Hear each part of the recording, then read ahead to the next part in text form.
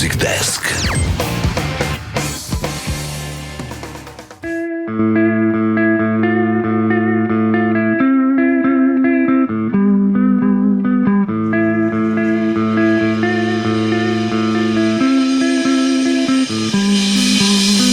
Pitala si me zašto tvoj ime nikad ne provlačim kroz rime, zašto ja nikad ne ukrasim metaforama krasnim, pa da si ti me hvališ kolegicama s posla.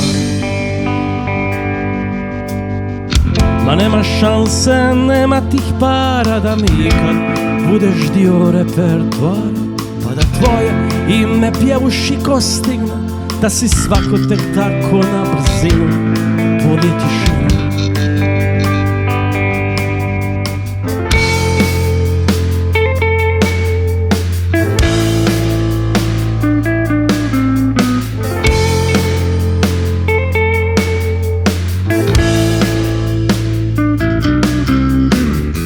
Mislim da bih razbio gitaru, da čujem da te fučke u napisuaru, da me jednog dana gledaš poniženo iz kuta dućana gdje je sve u pola sniženo.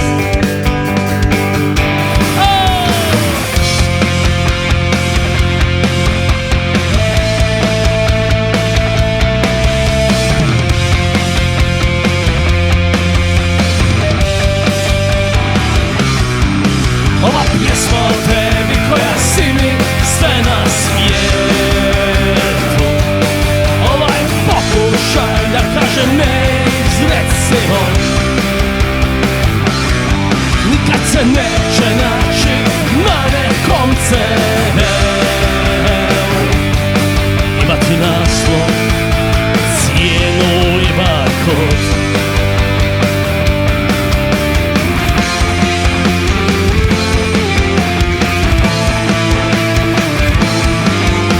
da radiovoditelj kreštava glasa, nekuraš himne, traži vlastike pasa, da se cedeka jer kao dobra je zeka u svaki jebeni singl ubaciti džingl. Ništa nije sve, to sve je bruto i ne, to sve je zabava. Ništa nije sve, to sve je bruto i ne, to sve je zabava. Pitao da nešto svira za žedna uha, da nikog ne dira dok peril kuha, da na auto skrati onih 8 sati i da lijepo stane među dvije reklame. Ova pjesma o tebi koja si mi sve na svijetu, ovaj pokušaj da kažem neizrecivo, nikad se neće naći na nekom CD-u. Imati naslov, cijenu i barkod.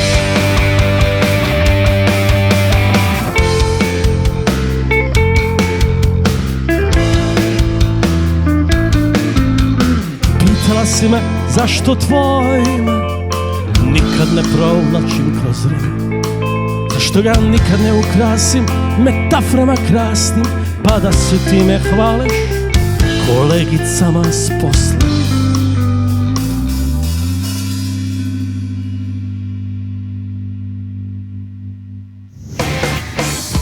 Top Music Desk. Pitali su me, vjerojatno će još mnogo puta pitati kad će se to dogoditi. I evo danas se dogodilo. Hladno pivo u studiju Top Radija. Mile, dobro nam došli, jedna pesma. Drži me nevidljivi mikrofon. Da, nije. Ali ako treba biti, budem ja potezao cijelo vrijeme. Dobrodošli na Top Radio. Bolje vas našli. Evo, cijelo ljeto je iza vas. Stvarno se dosta sviralo, dosta se radilo. Kako izgleda? Gdje ste sve bili? Sad idem nabrajati. Ova emisija je bila prekratka. Bili smo... Ja sam čuo da ste svugdje bili. Da, svugdje, gdje god ljudi razumiju o čem pijemo i jezik na kojem pijamo smo bili. Mislim da smo ove godine prebacili rekord što se tiče broja koncerata. Tako da nas koji je rekord? Bilo. Pa mislim da smo sad negdje da se bližimo brojci od nekakvih 55-60 koncerata do kraja ovog turneja, 35 za 35. Krenuli smo skromno sa 35, na kraju će ih biti dosta više. Ali ono što kulminira zapravo sve, to je Dom sportova u Zagrebu, nekako, ajmo reći, najveća u ovoj etapi, na ovoj neka stanica. To se priprema za listopad. Kako trenutno stoji situacija? Što zapravo vaši obožavatelji mogu očekivati od vas? Pa mi u Zagrebu nismo imali samostalni koncert već jako dugo. Ako se ne varam, to je bilo prije korone, da smo 2019. čini mi se imali 2 dana Doma sportova, isto je bilo. Kart ide jako dobro i koliko vidimo to će otići vrlo brzo. Pitanje se ljudi zašto ne selimo u Veliku, ali zbog potresa i dalje Velika ne radi.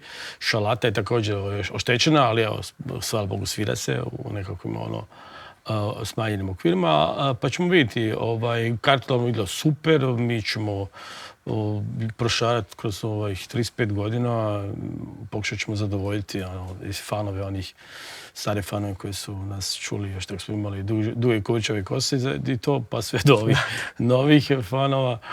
Imamo sa sve više tih situacija da nam dolaze fanovi i kažu moja majka vas obožava, tako da smo nekako prešli taj generacijski neki jaz, pokušat ćemo zadovoljiti sve ukuse svih generacija. Dobro, ali ne mogu, što kažu, moram se osvrnuti na slona u prostoriji. Nedavno je buknula vijest zapravo kako Hladno pivo kao bend, kao jedna cjelina ide na ja ću reći pauzu, vi me ispravite ako zapravo nisam u pravu, je li to konačni kraj benda ili je neka malo dugotrajnija pauza? A mislim da nismo htjeli koristiti riječ raspad, raskid, jer bi onda nismo htjeli na osnovu toga jahati na toj, da kažem, na karminama timene, pa smo rekli da će biti duga pauza, pa to može biti 2 mjeseca, može biti 20 godina. Dobro, onda mi ćemo se da 2 mjeseca zapravo. A ne, neće sigurno biti 2 mjeseca, bit će nekoliko godina barem, nećemo svirati skupa, a kada ćemo vidjeti opet. Naime, tu sad moram, iskreno reći, ja sam to osjetio nakon 35 godina u istom kolektivu, da je vrijeme sada da, i nakon 2 solo albuma koje već imam, da je vrijeme da se posvetim toj jednoj solo karijeri. Momci imaju svoj projekt koji se zove Guerrilla Mainstream, koji su izdali su nekoliko pjesama. I ja na to gledam kao za početak 2 nova izvođača, a ne kao kraj Hladnog piva. Odlično, i sviđa mi se kako razmišljate. Ali čaša uvijek polupuna. Upravo tako. Ajmo se osvrnuti na tih 35, ja ću reći prvih 35, jer se nadam u budućnosti da se bude još nakupilo toliko. Što ćete pamtiti kao neki možda najveći trenutak te karijere? Sad ne moramo govoriti u vidu najveći koncert, možda neka najljepša stvar koju ćete uvijek nositi sa sobom iz perioda Hladnog piva. Mislim da se može svesti I did it my way, što bi rekao Frank Sinatra, da nismo kao band nikada išli nekakve kompromise bolne raditi. Ja tu zahvaljujem svim našim izdavačima dosadašnjim i bez obzira na tu famu da izdavač ti utječe, ispravlja i popravlja što se snime, međutim nijedan izdavač nije se ikad petlju u rad Hladnog piva što se tiče što smo snimali. Znači, nismo nikad radili neke previše bolne kompromise.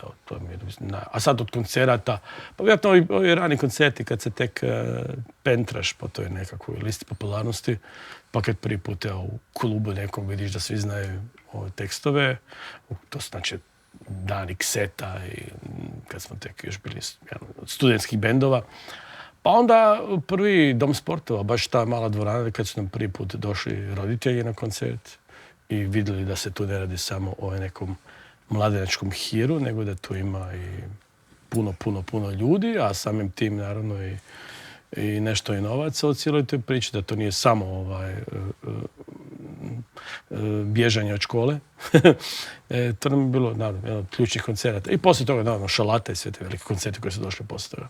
Ali uvijek ste bili, ja ću reći, protiv struje, glazbene struje, zato što, i rekli ste, nije bilo kompromisa, ali ostali ste zvukom isti kad ste krenuli dan danas i ljudi vas respektiraju iz tog razloga što nikad nije bilo toga.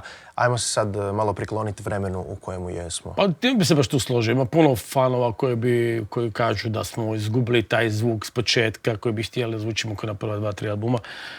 Mi smo stalno zapravo, ja pogotovo, a i samim tim bend, smo nekako htjeli napredovati, htjeli smo mijenjati taj zvuk, nismo htjeli ostati baš najtvrđi punk rock kako smo bili iz početaka, i da se tematski razbijemo malo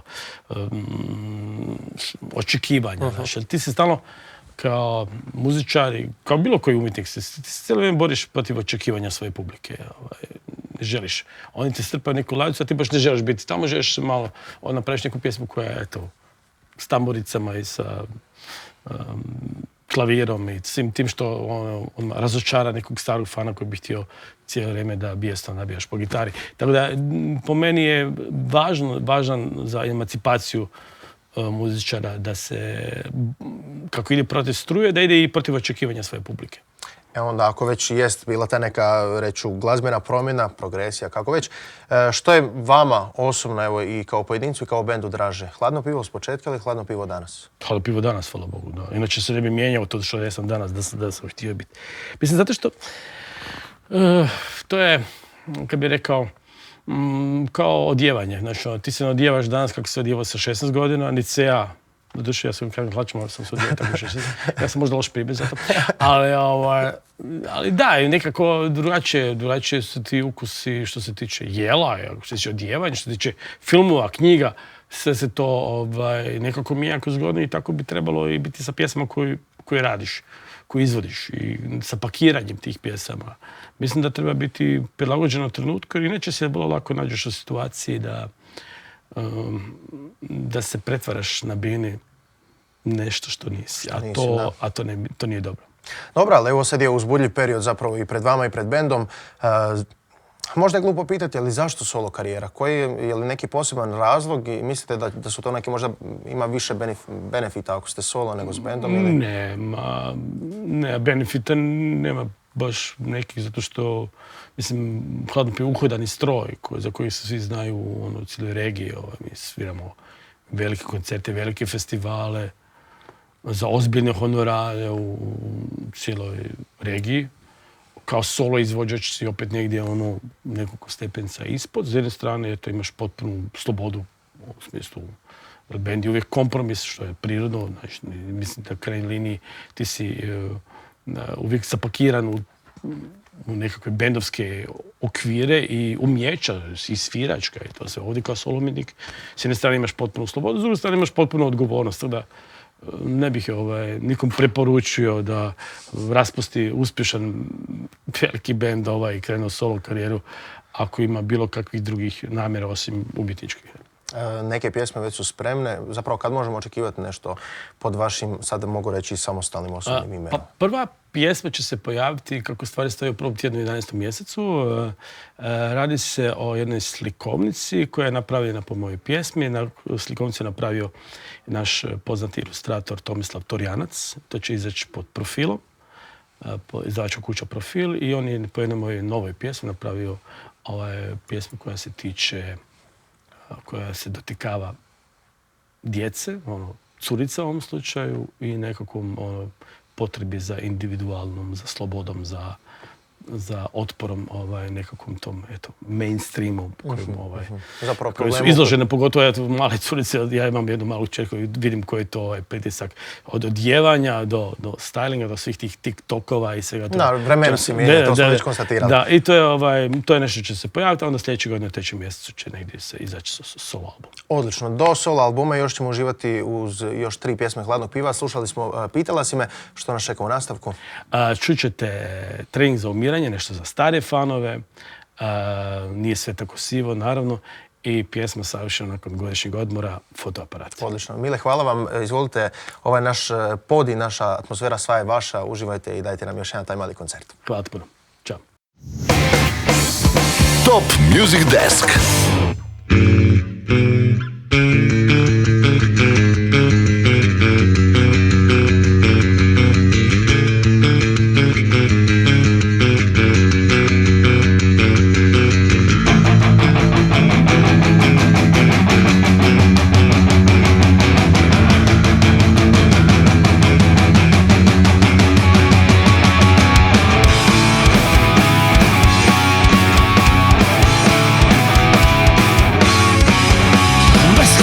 Prazan jurim prema zalasku, brzina mi poklanja zamrav. Svom praznom gajbom na zadnjem sjedalu, u ritmu zrke dodajem glas. Ludilo me sobom vodi, poput starog znalca, vjetar miluje me karoseriju. Tvoje lice, tvoje oči, poput živo, mrtvaca sad su zauvijek u retrovizoru. Zauvijek u retrovizoru. Našla si samo odgovor, zašto sam tu kraj ironije, Zašto se ne vratim ponovo? Ne stavim trening za umiranje. Ne stavim trening za umiranje. Ne stavim trening za umiranje.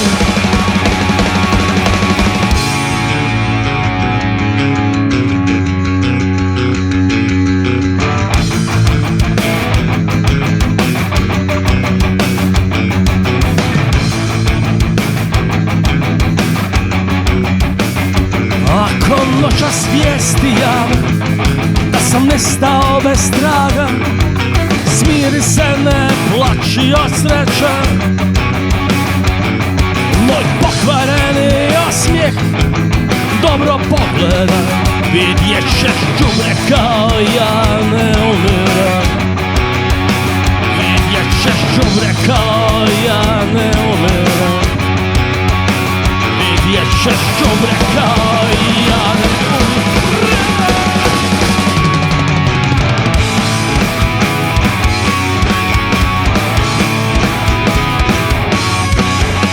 Beskrajno prazan je urim prema zalasku, prezira me poklanja za brak. S polupraznom gajlom na zadnjem svjetlu, u ritmu muzike dodajem gas. U ritmu muzike dodajem gas. Tražio si samo odgovor, zašto sam tu kralj ironije? Zašto se vratim ponovo? Nastavim trening za umiranje. Nastavim trening za umiranje. Nastavim trening za umiranje.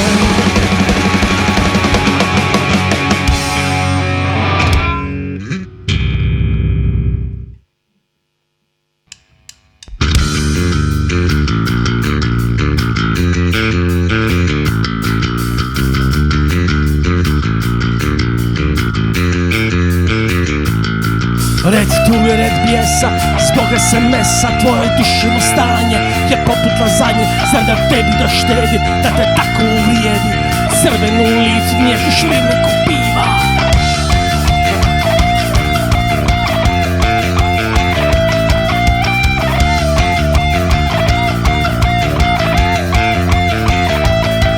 Njen soli povuku i smali na ekranu, idu ruku pod ruku kao sol na ranu. Zar ako svega joj nisi ni pozva vrijedan, a zbog nje si prešao na 0-1.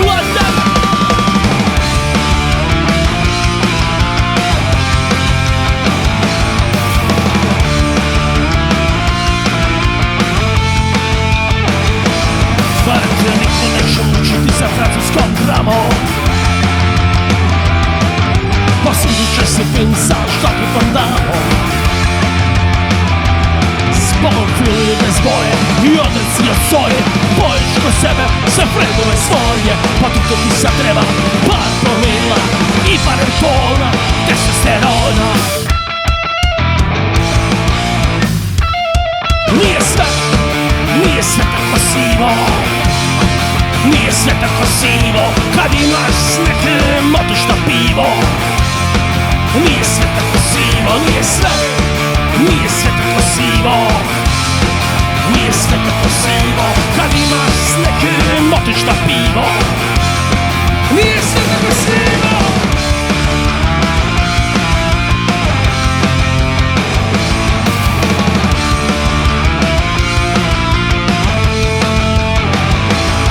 Jedan žale zmija boli neko spojenom liku. I od suza jedva je da vidiš sliku. Zbog nje su dečki pišali sjedečki. Sad jedno šta ćeš, sjediš ti pačne pa ti par promila. Muška je dela i barem tona testosterona.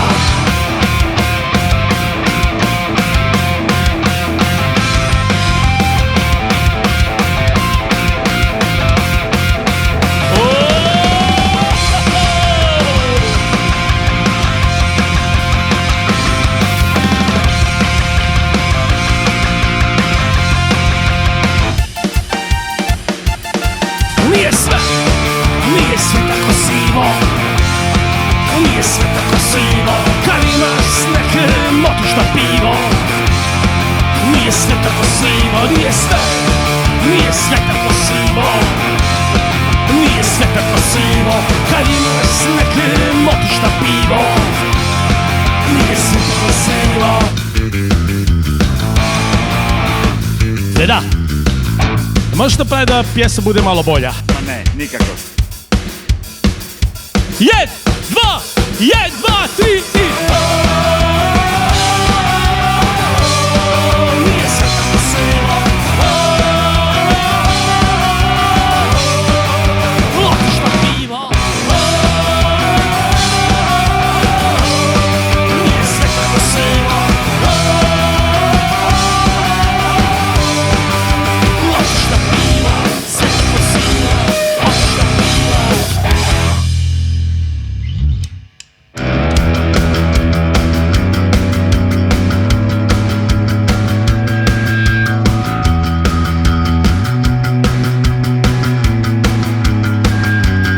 Slikamo krila aviona, komad mora, stari grad, a na slici ja ili ona, drugi drži aparat.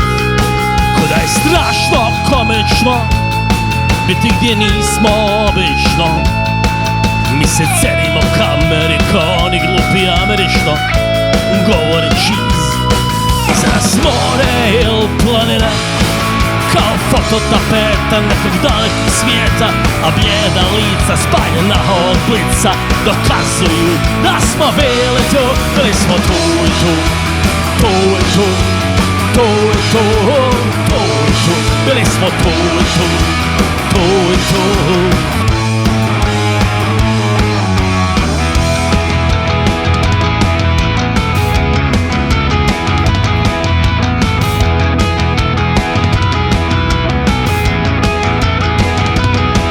Demonstracija idile, hoj daj nam cijeli dan, spakiraj za van. Kad stignemo kući, iz dalekog svijeta niko se neće izvući. Od ljubaznog klinča, pred ekranom, spono inča.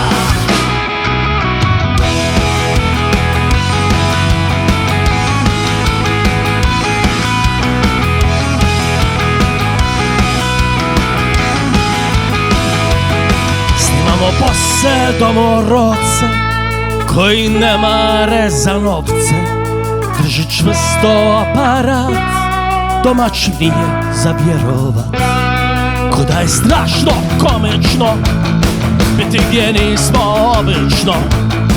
Mi se cenimo kameri ko oni glupi američno, govori cheese. Iza nas more il planina, kao fototapeta nekog dalekog svijeta, a blijeda lica spaljena od blica dokazuju da smo bili tu, bili smo tu i tu, tu i tu, tu i tu, tu i tu, bili smo tu i tu, tu i tu, a poslije toga i tu i tu, bili smo tu i tu, tu i tu, tu i tu, tu i tu, bili smo tu i tu, tu i tu, a poslije toga i tu i tu.